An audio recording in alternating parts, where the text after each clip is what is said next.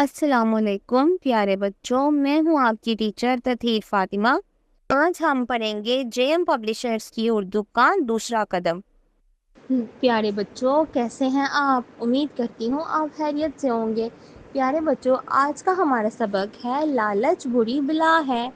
صفحہ نمبر 44 پر دیکھیں، آپ کو کچھ تصویریں نظر آ رہی ہیں جو کہ ایک کہانی کو بیان کر رہی ہیں جس کا نتیجہ ہے لالچ بری بلا ہے۔ تو پیارے بچوں، چلیں میں آپ کو اس کی کہانی سناتی ہوں ان تصویروں کو مد نظر رکھتے ہوئے۔ تو چلیے ہم اپنے آج کے سبق کی طرف چلتے ہیں۔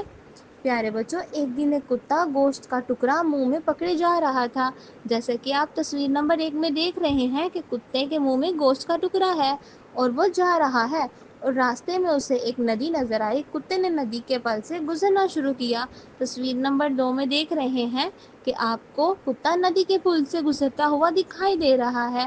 جب اس نے نیچے دیکھا تو پانی میں اسے اپنا ہی عکس نظر آیا۔ تصویر نمبر 3 میں آپ دیکھیں کہ کتا ندی میں دیکھ رہا ہے۔ کتے نے سمجھا کہ پانی میں دوسرا کتا ہے اور اس کے منہ میں بھی گوشت کا بڑا ٹکڑا ہے۔ کتا لالچ میں آ گیا اور لالچ میں آ کر کتے نے اپنا منہ کھولا۔ آپ تصویر نمبر 4 میں دیکھ سکتے ہیں کہ کتے نے لالچ میں آ کر اپنا منہ کھولا۔ اس نے سوچا کہ میں دوسرے کتے کا گوشت چھین لوں۔ جیسے ہی اس نے منہ کھولا، اس کا اپنا گوشت پانی میں گر گیا اور بہہ گیا۔ اب اس کتے کے پاس کچھ بھی نہ رہا۔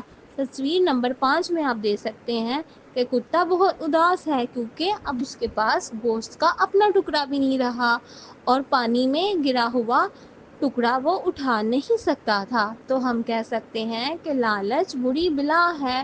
تو ہمیں آج کی اس کہانی سے سبق ملتا ہے کہ ہمیں لالچ نہیں کرنی چاہیے کیونکہ لالچ بری بلا ہے۔ جیسے اس کتے کے پاس ایک گوشت کا ٹکڑا تھا اور اس نے لالچ کیا اور اس نے اپنا گوشت کا ٹکڑا بھی اپنے ہاتھ سے کھو دیا۔